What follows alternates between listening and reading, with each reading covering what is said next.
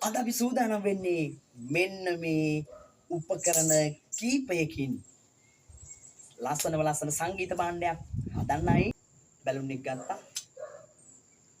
මෙන්න මේ පෑන අරගෙන බටය ගැලෙව්වා. අපි මේ බැලුනේට වතුර ටිකක් පුරවනවා. අපි මේ බැලුනේට වතුර පුරවලා තියෙන්නේ. මෙන්න මේ පෑන් බටය බැලුනේ ඇතුලේ ගිල්වමු. දැන් හදලා ඉවරයි. බලමු වැඩ කරන්නේ කොහොමද කියලා.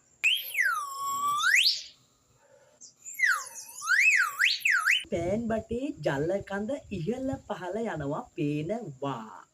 එහෙමනම් මේ ජල කඳ ඉහළ පහළ යනකොට එහි වායු කඳේ උස අඩු වැඩි වෙනවා.